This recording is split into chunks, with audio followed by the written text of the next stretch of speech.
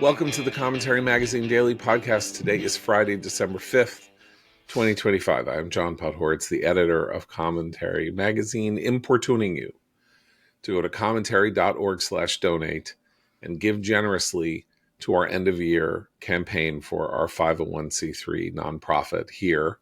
Commentary Inc. publishes Commentary Magazine monthly, publishes our website daily, and produces this podcast daily.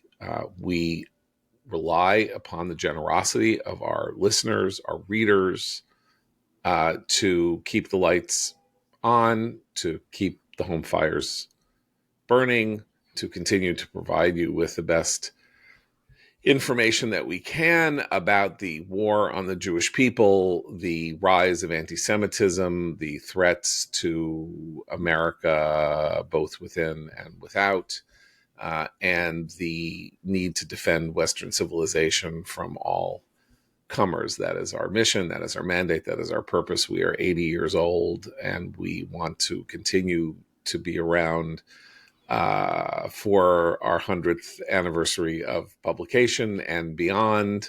We are one of the we're one of the oldest monthly surviving print monthlies in the world, and are very proud of that, certainly in the English language. I think our record, the record of commentaries' place in American intellectual history is unimpeachable, from publishing the great writers from Isaac Bashevis Singer to Saul Bellow to Philip Roth to Aleph Bet Yehoshua to S.Y. Agnon, to every major writer of fiction whose work has stood the test of time from mid-century onward, or many, and true of our essayists, true of our reviewers, true of our political analysts. You will be part of a great tradition of supporting the advance of the best that has been thought and said, as Matthew Arnold put it. Please go to commentary.org/donate. Please give generously. That is a tax-deductible contribution, so you can make note of that when you do your taxes, or tell your accountant what it is that you need to take off on your taxes. And we would be very grateful for your support. And by we, I mean executive editor Abe Greenwald. Hi, Abe. Hi, John. Washington Free Beacon editor Eliana Johnson. Hi, Eliana. Hi, John. And social commentary columnist and American Enterprise Institute senior fellow Christine Rosen. Hi, Christine. Hi, John. I don't know if you can hear the cop cars outside. They're coming for me, so we better get this over with before they bust through the door. So a couple of big things. Number one, after a weird ruling in an appeals court against the Texas, the drawing of the lines that the Texas legislature did to sort of help the Republicans gain seats in 2026 to stave off the Democratic wave, Texas court ruled that race had been taken too much into account in the drawing of the district. Liberal justices on the Texas on this appeals court using jujitsuing Republican concerns about racial gerrymandering, and saying that too much attention had been paid to the race of people in the districts, and therefore that the map that had been drawn was illegitimate. And the dissenting opinion in that case is one of the most astounding documents supporting the redistricting. One of the most astounding documents ever written by any judge ever. I heartily commend it to you, because it's like 100 pages of ranting, raving, absolute rage. And the Supreme Court basically found that he was correct, and the justices that had decided that the district was a unconstitutional racial gerrymander was silly, because it's a constitutional political gerrymander, not a racial gerrymander, and was explicitly said to be, and the court had ruled that political gerrymandering is legitimate. So that goes on. That's a big relief for Republicans in Washington, because it, at least with the California redistricting that was done by referendum, basically ensuring a kind of the Democrats were going to get at least 5 extra seats in the 2026 elections. This at least brings them maybe close to par. You may not like mid decade gerrymander, redistricting, and you may think it's politically gross, and there's a lot to be said for that. But that's the first real political victory that the Republicans have had in the last month, I would say, relatively speaking. So because we've been talking about how wheels seem to be coming off in a lot of ways, it's worth noting that in this respect, the 2026 battlefield has been clarified a little bit, and the possible coming blue wave there's a little backwash to it here as a result of the Supreme Court decision. Anybody have anything to say about this, except for the fact that all gerrymandering, of course, has been making people sick since Elbridge Gerry actually invented it, whenever that was, 1809 or something like that. I don't know. For me, every gerrymandering story is sort of become like white noise, because it's on it goes, and it's completely bipartisan, and the way it plays out is so predictable in terms of the dynamics of the party that's attempting it and the party that is opposing it. That to me, it's just become another fact of political life. I mean, it's the ultimate tartuffery in the sense that these are nakedly raw political plays for control of the House of Representatives. Like, raw, without question, people are using political power in unseemly ways to maintain a larger political advantage, but they always cast them, no matter which direction they're going in. They always cast them with this pompous assertion that what's being done here is the defense of democracy against the forces of darkness who would ruin them and destroy them, and we have to go this way. 60 years since the Voting Rights Act and the Civil Rights Act, there is still this assertion that it is necessary for race to be taken until the Supreme Court found otherwise, race to be taken as a factor in these districts in the South, when these districts in the South are now 70 to 80% minority with full voting rights and all of that. And the whole war against political gerrymandering in the 2010s by Democrats who were complaining about political gerrymandering, which is what gerrymandering is, simply because state legislatures had somehow then come in majority terms into Republican hands, and they were going to make sure that they got the best juice out of redistricting and drew them to their satisfaction as opposed to Democratic satisfaction.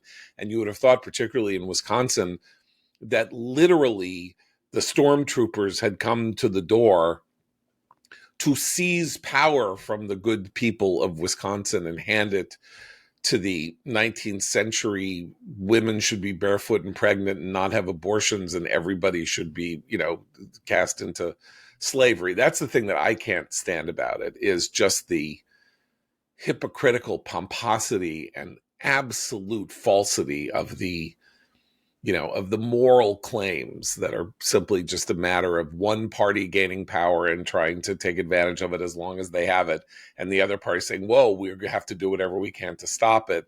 And one of the ways that they try to stop it is by rallying their own people to their side with the idea that their rights are being seized and taken away by monsters. And they can all drop dead, as far as I'm concerned. So you're right to hear it as white noise, but it's worse than white noise, because it is like listening to people, getting all high and mighty and, pomp. It's like when somebody gets all outraged because a call doesn't go their way for their team. And, it's like, well, if the call went the way that you wanted, it was unjust for your team, you wouldn't say, well, you know what, they should bring the ball back to the line of scrimmage, because that wasn't a good call. You're always happy to be outraged at calls against your team, and you're always happy when the call goes for your team, even if you know that the call was lousy. So, well, it's similar to the rhetoric we hear around demands to show identification to vote. These are the other ones that drive me crazy. They act as if, someone's, civil rights and human rights are being completely throttled because they have to show their driver's license to prove they're who they are. Meanwhile, you're now going to get fined at the airport if you don't have a real ID and you show up for your flight and you haven't done the rather bureaucratic transformation of your local driver's license into a real ID. So those are the similar sorts of things. They also don't comport with most people's reality, which is that we all understand that at times we have to prove who we are by showing identification. Like when you check into a hotel, they ask for your ID and nobody sees this as a civil rights violation. So I think it's a similar kind of political posturing. Very important to note. Okay, so there we have the Republicans winning one. Then we have Democrats winning one. Letitia James not being indicted for the lawfare that Trump is pursuing against his enemies, hitting a snag, hitting several snags actually, since of course we don't know what's going to happen with the Comey reindictment, but Tish James is not going to get indicted.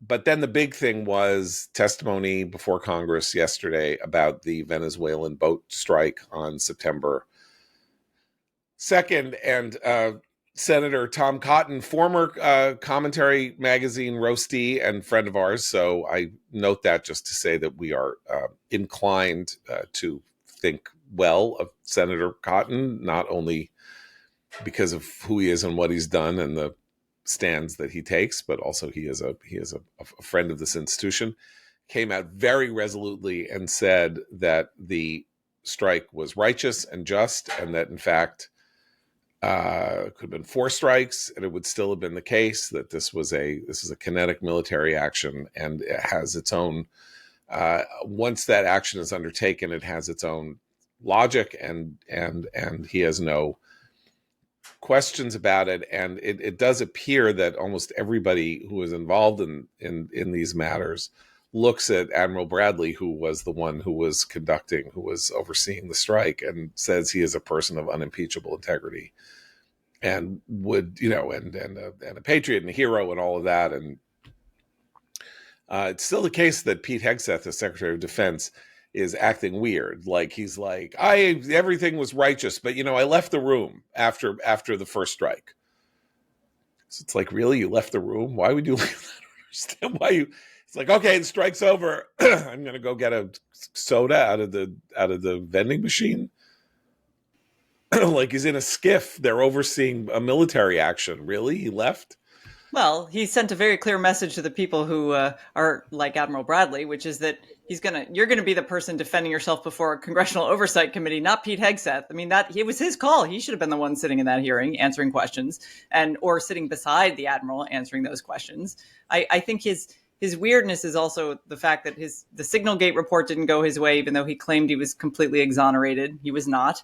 And in fact, the IG's report, I think, made a very important recommendation, which was to say the Pentagon needs a system of secure communication in real time so that people can have conversations on platforms other than things like Signal, because those are really not secure for the kind of communication that was going on. I think he's still in a position of being rather embattled, but I don't think he acquitted himself well, even if Senator Cotton is right about this. What changed, one of the things that emerged from the discussion yesterday before Congress, is that the survivors of the first strike were in communication with another potential drug boat. So that signals to me, no pun intended, that they were, in fact, even if they had survived the initial attack, they were going to be back on board another one of these boats. And we should continue to have the discussion of whether the American people support this larger action. But for this particular case, it does seem like they were intent on fulfilling whatever their mission was. The administration's argument here is that the survivors of the first attack remained a threat and as a result were legitimate targets of a second attack. But, those of us on this call are following the twists and turns of the initial Washington Post story said X, and then there was a follow-up New York Times story that said Y, and then Hegseth said this, but Bradley said that. And I just don't think average people are following this. I think the average person, I mean, I'm barely keeping up with all the twists and turns and what Bradley said before Congress and what the Democratic senator told CNN and what Tom Cotton, said. It is complicated and quite hard to follow the details of this. I think normal people are seeing essentially that the administration is dropping bombs, missiles on drug traffickers in the ocean, and they're like, that's a good thing. I like that. But I'm also probably more favorably disposed to that than some of the others on this podcast. Like I support that, and also like I'm just less. Well, where am I going to get my fentanyl? If where am I going to get my fentanyl if they keep dropping bombs on these boats? The price is going to go up. I have kids I'm sending through college.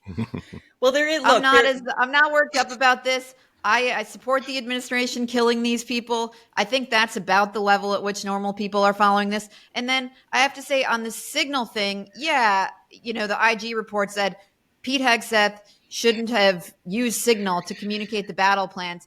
I have to say that was pretty much my takeaway when this first came out. I'm not sure we learned anything new from the IG report. Like I read through all of it and was like, yep, I thought it was bad judgment when we got the first revelation. I'm sure they didn't have much to investigate because the Pentagon didn't cooperate with the investigation. And it literally said they relied on the Atlantic article to do their investigation. Well, we all read the Atlantic article when it came out. So I pretty much learned nothing new from the IG investigation. Like, shouldn't have used Signal. They probably stopped. And, I'm not scandalized by that because there was no new revelation in it. Just to give the higher level reason to be concerned about the Signal chat, the lack of security and all of that. The issue here, and it's been an issue over the last 20 years, in part because of revelations about Bill Clinton's national security advisor, Sandy Berger, stealing documents from the National Archive that, on 9/11 that might have made Clinton look bad, stuffing them in his socks and leaving and all that, is this question of the potentially two-tiered system of justice for government officials when it comes to national security and classification and top secret information, which is that one of the ways you have to ensure that this is something that the people who get access to this information do not disseminate it, do not hand it around, don't give it to reporters, or don't do things that would potentially compromise sources and methods, meaning the individuals who are cooperating with the United States outside the country and are risking their lives in some ways to give us information that we need in order to formulate our foreign policy, military plans, and things like that.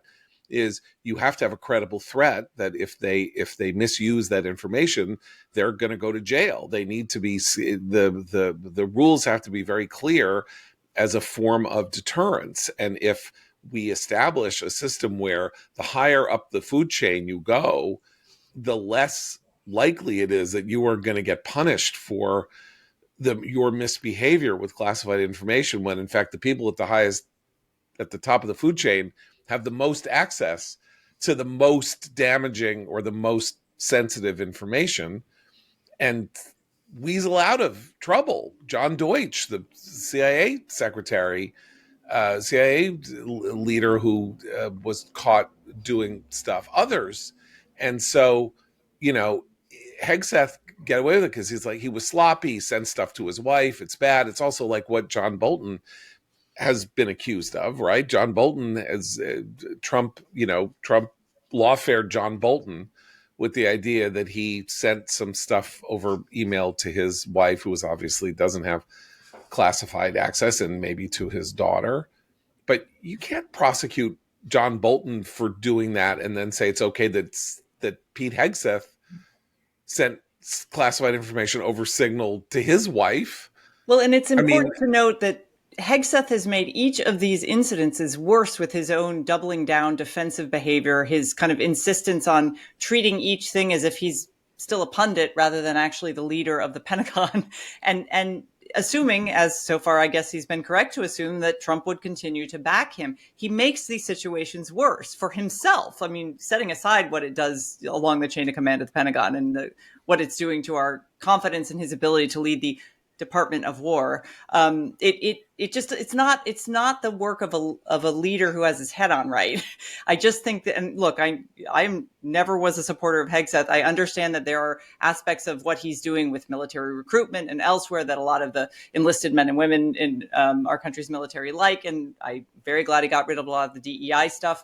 But he is going to have to be very careful, and he's going to have to learn a new strategy for responding to completely fair attacks about what he's doing. Because it's not just with Trump prosecuting Bolton while letting Hegseth off. He's doing the same. Like, you can't bomb the so-called narco-terrorists and then give a pardon to one of the ones your own government successfully prosecuted. I mean, there are some contradictions here.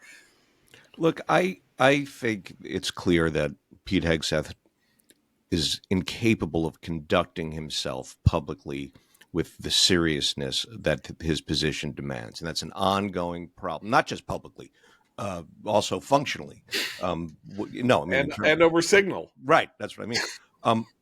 But I don't, we should dwell a little bit on what seems now to be the fact that this story about the supposed war crime was kicked off with a lie.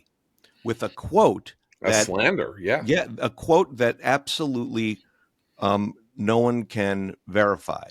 That Hegseth said, well, not just no one can verify. Two sources told the Washington Post that he had said some version of "kill them all," right? And 5 people told the New York Times that he didn't say it. So that's 7 people. It's 5-2 that he didn't say it. Now that's not proof that he didn't say it. But it's not like the New York Times wouldn't have wanted to confirm the Washington Post story. Charlie Savage of the New York Times wanted more than anything to confirm the Washington Post story, because then you would get Hegseth and Trump in a war crime, and that's the joy. That would be the joy of Charlie Savage's life. That's part of what he's been as a reporter, is pursuing the idea that the U.S. military and the government does unlawful things, and he got the opposite story. So the New York Times, not defense, but the New York Times clarification of the Washington Post story was an act against interest, and therefore is more credible than the original Washington Post story, simply for that reason alone. Yeah, I mean, because I'm not the first person to have pointed this out, but if you look at the old drone footage of like when the Obama drone wars, there were double strikes. That they drop a drone on a convoy, and then you'd see people scrambling, and then there'd be another strike, and without the kill 'em all to add this emotional dimension to it, I don't think we would have a story here. Right, I think you're absolutely right, and to get back to sort of Cotton and the senators just for a minute, like who are you gonna trust here? Are you gonna trust Tom Cotton?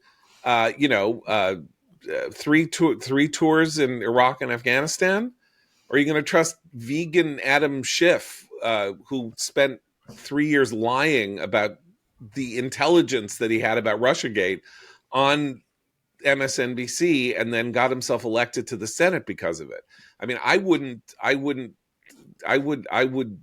not take an umbrella if Adam Schiff told me it was raining, let alone when Adam Schiff says this is the most disturbing footage I've ever seen. Yeah, it's disturbing to watch military forces conduct lethal action against somebody. It's supposed to be disturbing. Like, this is a very serious business, and that's where sorry to interrupt, but that's where the Hegseth, Abe is correct. The Hegseth, the juvenilia that he puts out on social media and the way he behaves, that is what is really disconcerting to a lot of people. And I would much rather have Tom Cotton telling the American people what's going on, as he did. And obviously we trust his judgment on this. And this is not a partisan judgment. It's also the way he talks about things and the way lots of our elected officials are capable of talking about very serious matters. Taking another human life, even if it is an enemy, is a serious matter. And the way that the press ignored or glossed over a lot of the droning that Obama did, particularly of, he droned American citizens. It wasn't just our foreign enemies. I mean, he killed a few Americans over there too. So that there's obviously a contradiction there in terms of principle, but the way that Hegseth talks about these important things and the way, quite frankly, the Trump administration does as well in other regards is not acceptable to a lot of Americans. It shouldn't be acceptable. Can I just say one thing? First of all, I support the Obama drone wars as well, but had Obama said kill them all, that would have been marshaled in defense of him against Republicans who criticize him as being soft on terrorism. This is a good point. Yeah, no. But I mean, again, I think Eliana's the larger point that Eliana made, which is that, Christine, you're saying this is disturbing to a lot of people, and it is. But my guess is that it is way less disturbing to a lot more people. No, it's not. The strikes are not what's disturbing. It's the comportment of the people who are ordering them and then kind of acting like teenagers when they're done. Tragically, as Abe's brilliant newsletter yesterday, going off our conversation yesterday, demonstrates, I don't think the American people are in a high serious frame of mind. John, I was just about to say, look, I'm driven crazy by a lot of this stuff. And look, we live in unserious times. The administration is trying to do things that its lack of seriousness that are undermined by its lack of seriousness. I wish that were not the case. I wish the prosecution of Comey and James wasn't tossed out. I wish that, Lindsay Halligan's appointment as U.S. attorney in Virginia wasn't ruled, unconstitutional. I wish that weren't the case. Sometimes I wish the president wasn't tapping beauty queens and, people who look like they should be on Fox News for jobs as opposed to the most competent person. Not saying these people aren't smart. It's sometimes I don't know. But the truth is, we have a president who came from a reality TV show, who likes people who look the part. That's not actually stupid. People care how, other people look, for better or for worse. And we are in a sort of unserious era where part of Trump's genius is to have turned politics into entertainment. And that's what Hegseth is sort of channeling with this juvenilia of, Franklin the Turtle and this, this stuff. And half the time it drives me crazy. Half the time it's brilliant and funny. And it is some of what we do at the Beacon, where, one of our newsletters is Stop Taking Politics So Seriously, our Andrew Stiles newsletter. But it is, it's all symptomatic of the time in which we live and the president that we elected. But the Beacon is doing also serious journalism and seriously awesome satire. I love Andrew Stiles, but that's a different role than perhaps our entertainer-in-chief should be performing. And I will say, I think, look at his disapproval ratings, which continue to climb. It's true. Look at the approval ratings about the economy in particular, and the way he was so dismissive and contemptuous of this question about affordability, and did exactly the Biden nonsense about you're being told a story that isn't true while people feel these pressures. I think this is a show that's running out of steam. I really feel like we're getting into the third season here, and the story is not picking up or going in the direction a lot of people hoped. I mean, I want to add to that if you think about the 2020 election, the unbelievable missed opportunity in political terms of the Biden administration, right? Biden runs for office basically with the message that I'm going to stop the crazy. There's a lot of craziness in COVID. We were living in COVID craziness, and I'm stopping the craziness. I'm going to be a normal president. I'm not going to be in your face all the time. I'm not going to be, tweeting out memes 5 times a day. I'm not going to do that. I'm going to try to help rebalance American life so that the president isn't the most important person in your field of vision, and we're going to have a normal government. And then they didn't have a normal government. I don't mean that they did. They tweeted out Franklin the Turtle memes. I mean that they spent $6 trillion in a year that the country didn't have, and started and endorsed the shutting down of this and the closing down of that, and rent and the CDC controlling rental payments in the United States and all of that. Imagine if Biden had actually run the government and been a president like he promised, where it was like, no, that's too much. This is too much. We're trying to reestablish normalcy here. He didn't. In his case, it was radical policy abnormality, not personal abnormality, although then we got into some of the personal abnormality with his cognitive decline stuff. So, I think, Eliana, you're both right. We are living in an unserious time. Trump wins. He's building a 250 million square foot ballroom. He's renaming the Department of, the Institute of Peace after himself. He's silly. He does silly stuff. All this, but had Biden genuinely been a kind of sober, responsible president, I don't know that we would be back here.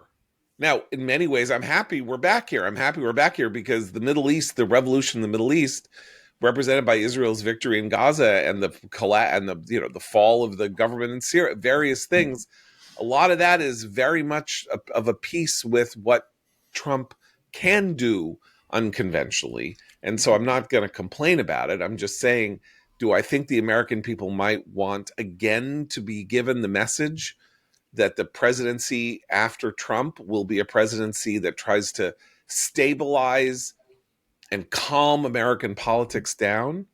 Yeah. So maybe we should talk about J.D. Vance a little. I just want to one add thing before we. Oh, sorry. Go ahead, Abe. just quickly. Part of the norm breaking that was done during the Biden years has to do with the runaway lawfare against Trump, which strengthened Trump's hand, which brought him back. So, right. and which wouldn't was unprecedented, right? So, yeah, that's exactly okay.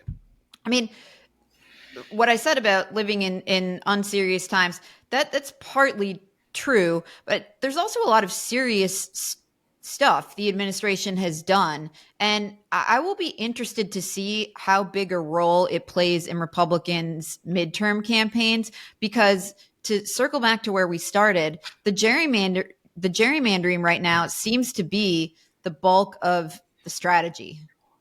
And they're going to have an uphill climb.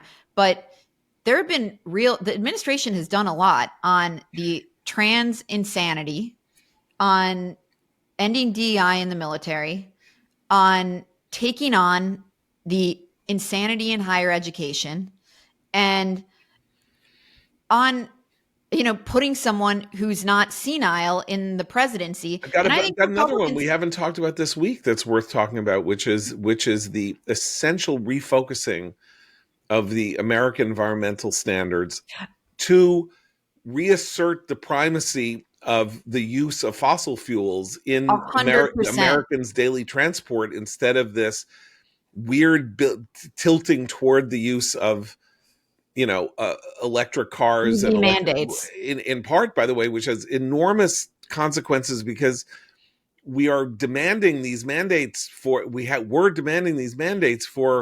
electric vehicles and all kinds of stuff that had massive foreign policy implications in terms of our ability to procure the rare earth materials necessary to refocus our economy to create millions of vehicles a year that run in this fashion. And we don't actually have enough of it. And we would therefore be beholden to China for a lot of it. And China would have a whip hand on our industrial plant with this, idea that is all based on a theory about climate change that a lot of us don't accept, even though we've been, propagandized for it for decades. So that happened this week kind of quietly, and has enormous implications. Every day, Interior Secretary Doug Burgum and Energy Secretary Chris Wright are doing away with various regulations going back to the Obama era that have inhibited either the reshoring of minerals or whatever it is that have inhibited energy growth or fossil fuels.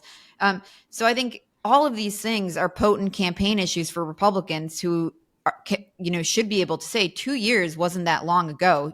Everybody remembers it, and it'll go back in a snap. If they can. I mean, obviously part of the problem here is that the communication skills of politicians in general, but certainly Republican politicians have atrophied in the sense that they know how to have ad hominem, ugly ad hominem fights, like in a schoolyard. But are they going to be able to say, because of what we've done, you're going to be able to afford a car for your kids because you're not going to have to pay a $10,000 premium. We're not going to force you to pay a $10,000 premium to buy a car with an electric battery in it. But that's a future purchase. I would say the Republicans have got to have an answer, and Trump has not given them one about why their energy bills are so high, why their housing costs are so high, why their grocery bills are still painfully too high. Not on everything. Some prices have come down, but the affordability thing matters. I think if they're taking their cues from the Trump administration and you're building a massive ballroom funded by big tech companies and, doing all these huge projects that look rather lavish at a time when people feel like they are pressed for money and where layoffs are higher than they've been since, I think, 2020, that is not, you do need an economic message. I know I'm always beating this dead horse, but that's not something that the Republicans who are up for re-election in next year have either. They need that message. They need a coherent message about the economy.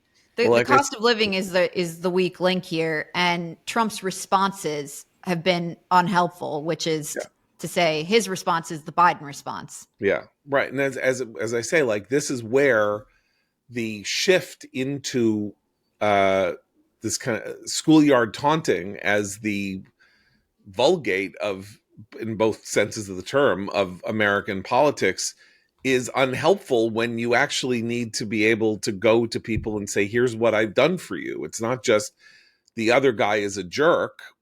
Because, by the way, if you say the other guy is a jerk, you also raise the possibility that people think that you're a jerk.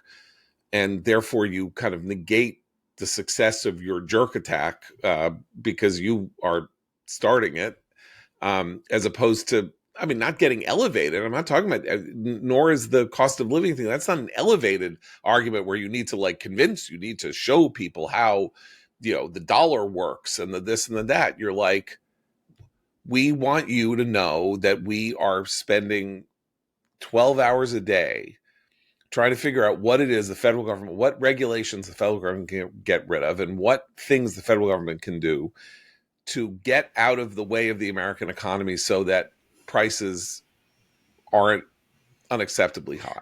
But so Doge was supposed to bring all the, save the American taxpayer all this money. That was basically a flop. Their projections versus what they actually achieved were dramatically different.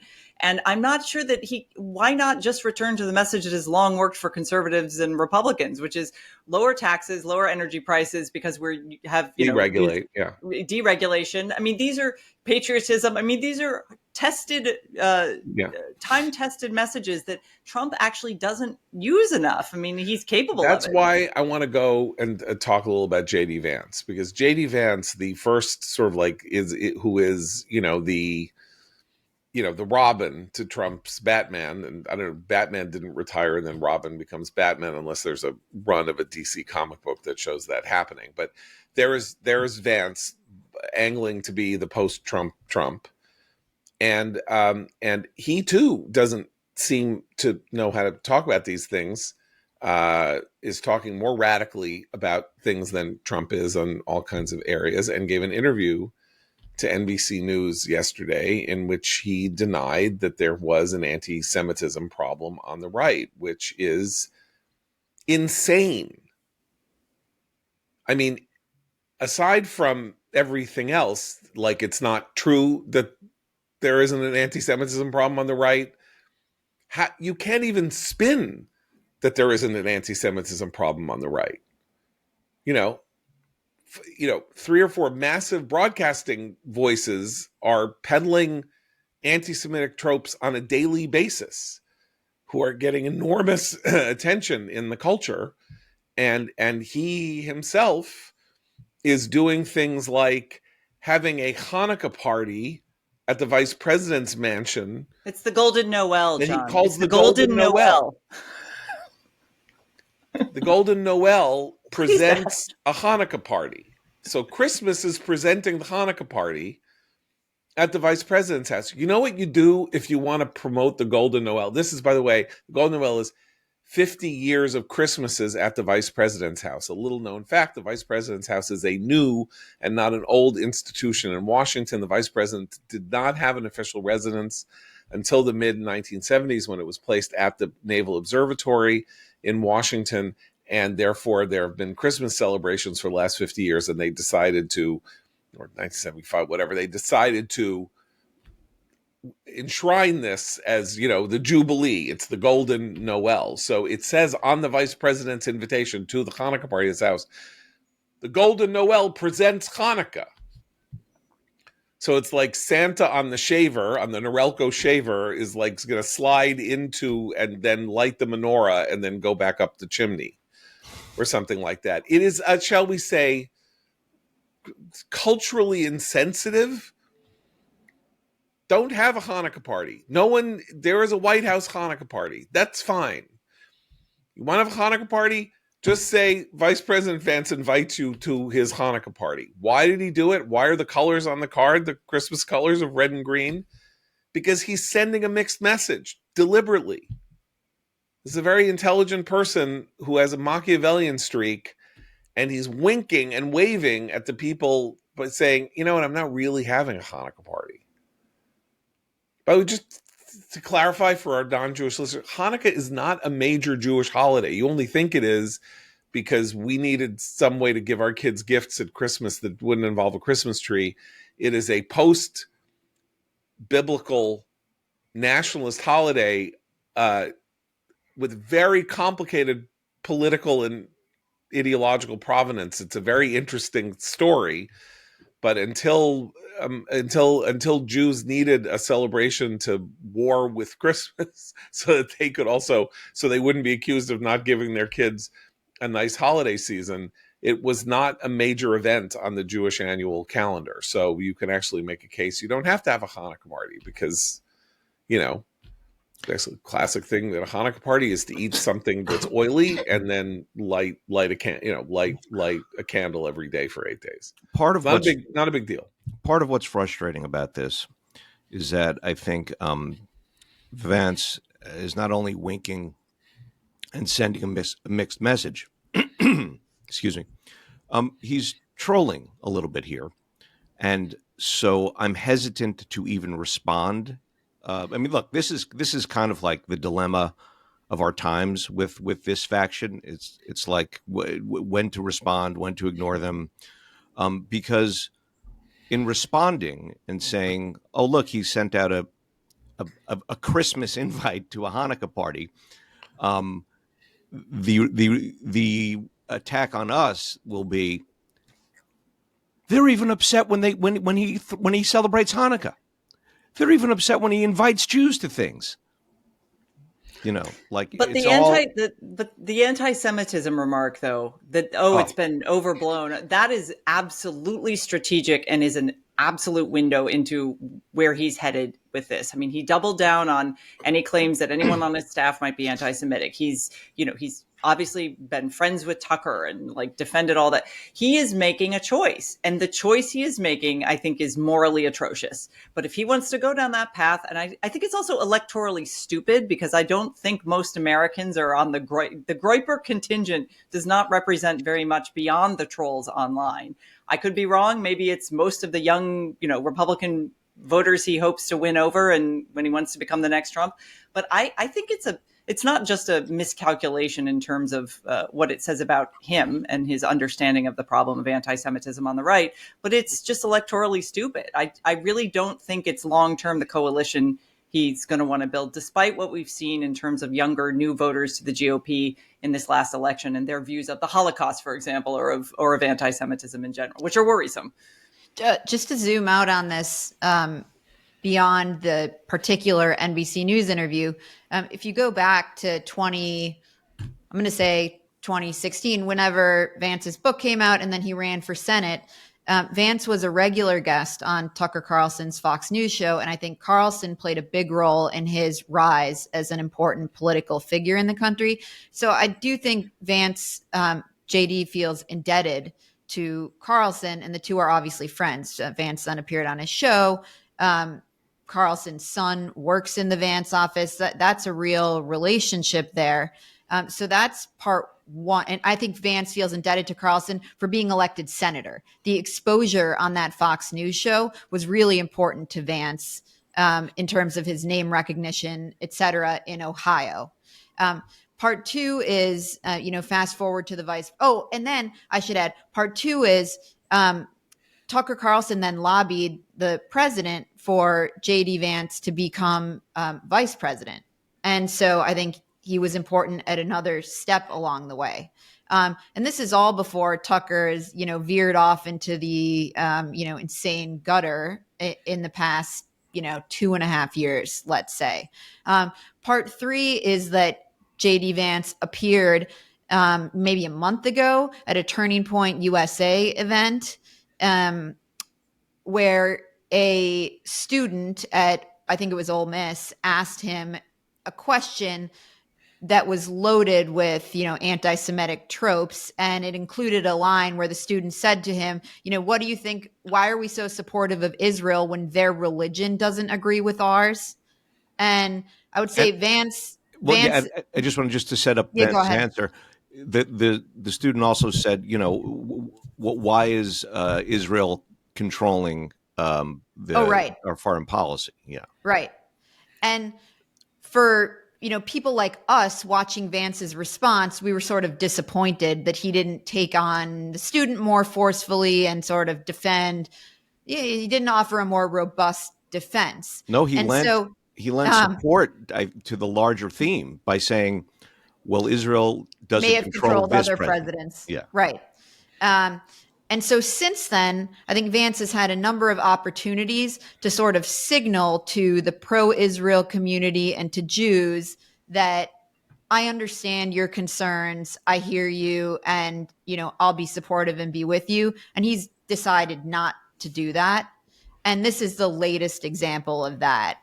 So I don't really think it should be looked at in isolation. And then what jumped out at me in terms of just a choice not to offer a signal was he said to Henry Gomez of NBC News, I think it's kind of slanderous to say that the Republican Party, the conservative movement, is extremely anti-Semitic, which was just offering a response to a question that wasn't asked.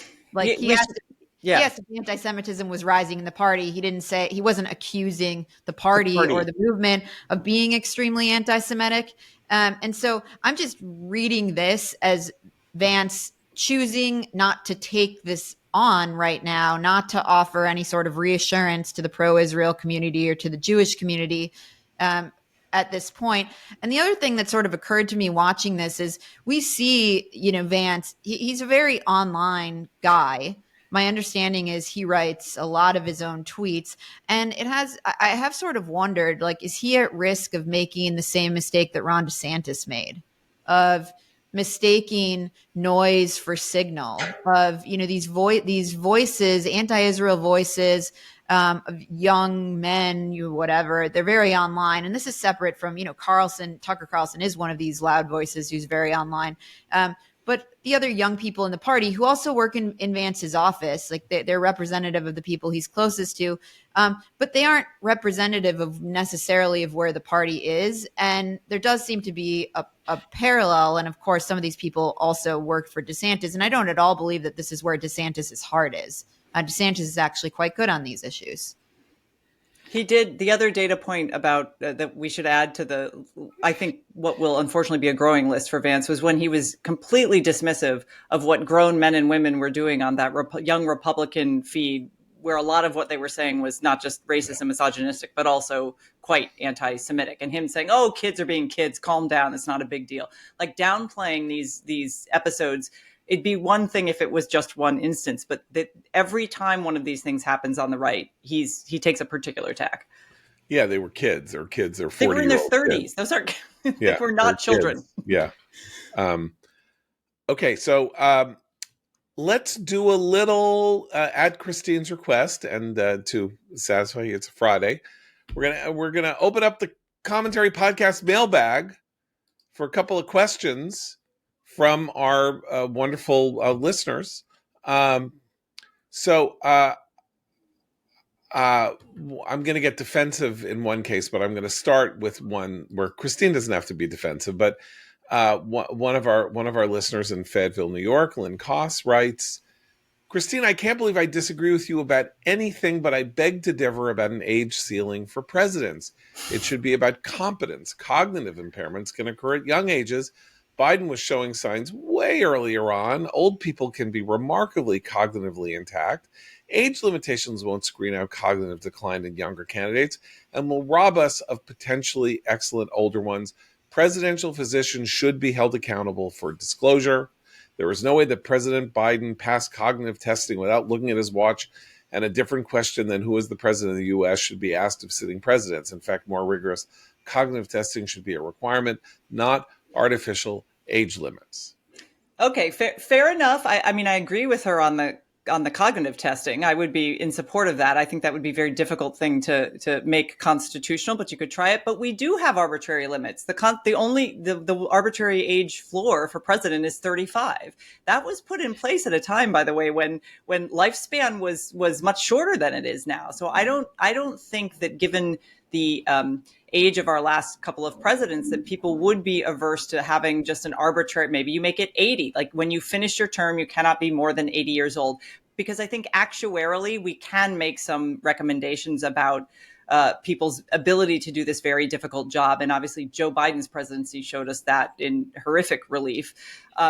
I would say one other thing, though, which is that there's kind of a broader historical argument to make about wanting younger generations to be represented in the Oval Office, and that's because they have a different vision of the future.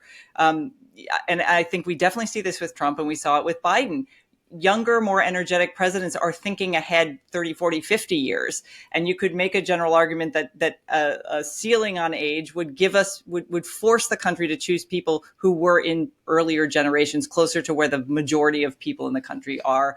But look, there are very few requirements for the presidency. You have to be a natural born citizen. You have to have lived in the country for, I think, 14 years. You have to be 35 years old. We could add this one other thing. The country is aging.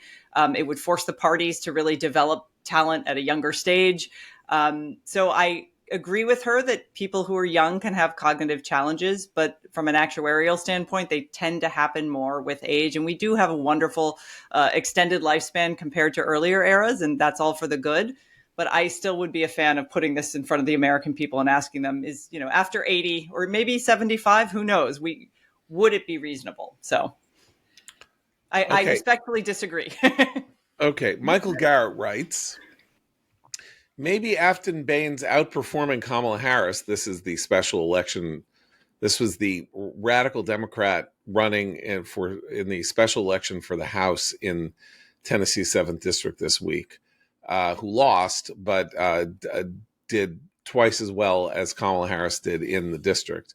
Maybe this is further evidence on top of last month's that Harris was an even more terrible candidate than anyone had the ability or courage to measure. Eliana, does this resound with you? I got to think about it. So the argument is that Harris was more terrible because Bain outperformed her? Because Bain is terrible, but she did twice as well as Harris. So imagine the degree of terribleness that Harris represented, I believe, is the argument. If Afton Bain can outperform Kamala Harris, what the hell was going on with Kamala Harris? I don't know. I'm rejecting this because with Bain is terrible, but Democrats were very motivated in this special election, and they came out to vote. Whereas I think Democrats were pretty demoralized in 2024. They ran a senile guy first, and then had him yanked off the ticket, and then had her put on the ticket. And I think Bain, she's actually speaks to what Democrats like. I mean, Kamala was a bunch of nothing. Who was the Kamala contingent? Bain, people in Nashville love her. She's a total lunatic, and it's like running AOC, a bunch of people will love her and be enthused about her. Kamala, she had no core constituency. She wouldn't even say hey, that guy was senile, and here I am, a non-senile person, come out and vote for me. She was nothing. And then she tapped Tim Walz as her vice president. She was brat, Eliana. We have to give her that. She was brat. So I do think, like, yeah, Bain was a bad She candidate, brought but I back do the think joy. Democrats are highly motivated because it's the middle of the Trump presidency. And we know for a fact that Democrats who came out and voted for Biden in 2020 did not come out and vote for Harris in 2024. And also, I'd add, Kamala was facing Trump. Right. Okay. So here, David Ornstein. So here, I'm going to read out David Ornstein, and then I'm going to get defensive just for a minute. Okay. Very nice. A couple of quick comments from a roast attendee, near daily listener, admirer. He loved the Abe Interviews John episode that we did the day after Thanksgiving. He encourages us to use this format more often, perhaps as a round robin, dropping one of these in whenever schedules and news cycle provide the opportunity, and we are going to do some more of that. But a couple of items from Monday that I feel compelled to observe, albeit with love and respect. One, repatriation. Pretty sure this term was consistently misused throughout the episode, i.e. bringing Afghans to the U.S. is not repatriation. Two, a polite plea for more care for accuracy on matters of military roles and rank. These may not be material to the arguments involved, but the errors land badly on the ears of those of us who spend time in uniform. The examples that have grated on me are Mikey Sherrill was a helicopter pilot, not a fighter pilot. This one came up all summer and fall. And Mark Kelly was a naval officer. We don't have colonels in the Navy. You said that on Monday's episode. Thanks, as always, for adding value to my day. Now, I will tell you that I know from my first job in journalism was as a researcher at Time magazine. And Time had 4 million subscribers at the time.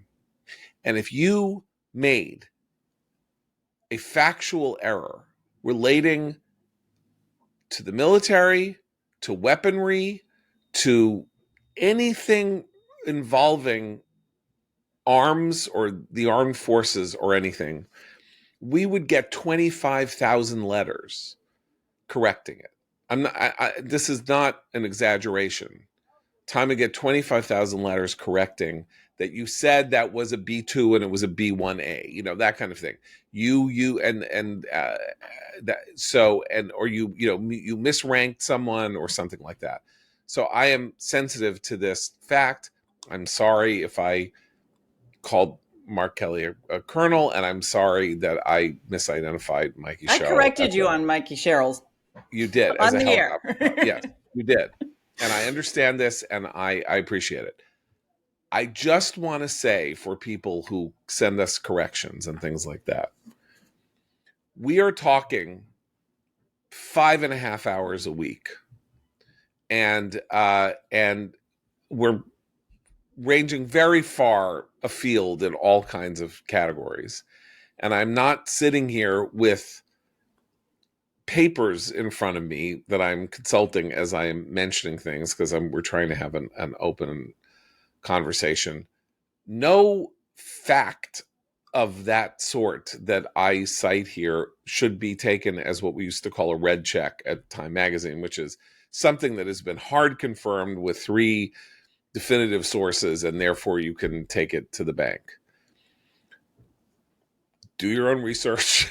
Don't take my word for things like what was Mark Kelly's rank. That's not what's in my head when I'm talking about Mark Kelly. And I understand that it can grate, and I apologize for the grating, but it's kind of a slightly necessary evil if this is the way we're going to be doing these podcasts, where we're not writing scripts. We don't have, a lot of podcasts have scripted introductions, and this is everything that I do here. I ad lib, and we're ad libbing, and we're not, consulting things as we go. So that's my defense of the errors that we make. And I could always, say something at the beginning of the show, like, please don't take our, yada, yada, yada, as gospel. We're just having a conversation here. Or I'm just being too defensive. I think our listeners, who, with the best of intentions, and I fully support them doing this, they either write us polite letters like the one you just read aloud, or they post something online saying they got this wrong. And I think when we've made egregious errors, we have tried to correct them. I think each of us in various points during the next day's podcast will say, oh, I made this mistake, I want to correct it. And I do think it is very different for those of us who've been on other podcasts that are heavily scripted, that have like an army of research assistants preparing facts that they literally will hand to the host during interviews and stuff. That's not what we do. So yes, mistakes will be made, I guess should be our motto. But I do think we generally our text chain suggests that when someone makes an error, we do tend to try to gently correct each other. And if it's egregious, the next day we should. Can I say something? Because John, I don't think you were particularly defensive at all. I think you were just sort of explaining. I will be a little defensive here about something else. I'm fine with the corrections. If you are thinking about writing to us to say, I can't take your Trump derangement syndrome, or I can't believe you guys support Trump, please don't send that email yet. Listen to more shows. We talk about, we criticize him when the administration does bad things. We praise him to the skies when they do good things.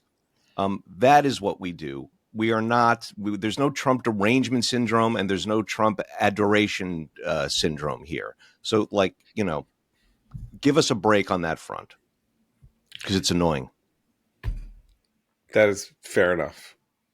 I adore few people outside of the people in my family that I love. The only person I will not hear a word against is the late Walter Matthau. That's about it. Don't ever say anything bad about Walter Matthau in my presence. You will be you will not like, as Bill Bixby said on The Incredible, you will not like to see me angry in that respect.